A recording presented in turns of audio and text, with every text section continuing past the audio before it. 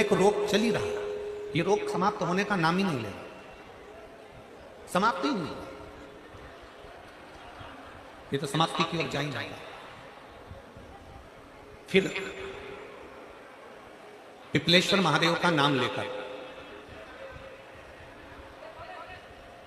पिपलेश्वर महादेव का नाम लेकर कुछ भी मीठा जो बना सकते हो,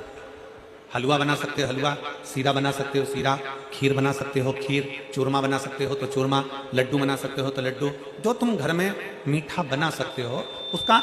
केवल 7 ग्रास का अन्न, कितने ग्रास जम के बोलो जरा, 7 ग्रास, 7 ग्रास मतलब 7 कोर, 7 ग्रास का अन्न एक पात्र में ले लो और पिपलेश्वर महादेव का नाम लेकर किसी भी शिवालय में, शंकर के मंदिर में जाकर एक बेलपत्र रखकर उस जो प्रसाद तुम बना कर ले गए हो, जो तुम भोग बना कर ले गए हो, उसका स्पर्श कर कर पिपलेश्वर महादेव का नाम लेकर शंकर को उस भोग को रखकर, बेलपत्र रखकर शिव जी को 7 बार एक ही लोटे का जल, केवल एक लोटे का जल 7 बार उत्तर की ओर मुख कर कर दक्षिण में खड़े होकर शंकर के शिवालय पर 7 बार एक ही लोटे का जल 7 बार थोड़ा थोड़ा कर कर उसको गिरा देते, शिव जी के ऊपर चढ़ा देते 7 बार। बाद में जो प्रसाद पर आपने बेलपत्र रखी है उसी बेलपत्री को उठाकर शंकर के शिवलिंग पर चढ़ा देते। बाबा को प्रणाम करिए, बाबा मेरे शरीर का रोग समाप्त नहीं हो रहा, गोलियां खा रही हूं, दवाई खा रही हूं, कुंदकेश्वर महादेव का नाम लेकर दवाइयां ले रही हूं, पर कभी घुटना, कभी कमर, कभी आंख, कभी थायराइड, कभी कुछ, कभी बीपी, कभी शुगर, कुछ ना कुछ चल ही रहा है। बाबा अब आपको संभालना,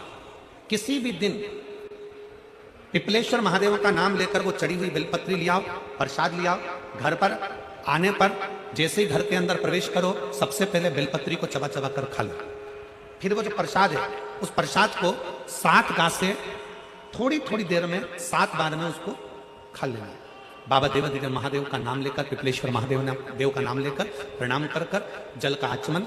हाथ की हथेली में जल लेकर 7 बार आचमन कर लीजिए और शिव का, पिपलेश्वर महादेव का नाम ले लीजिए। धीरे धीरे 15 दिन लगेंगे और 15 दिन में बीमारियां अपने आप कम होना प्रारंभ हो जाएगी और बाबा आपका हाथ पकड़कर आगे बढ़ाएंगे।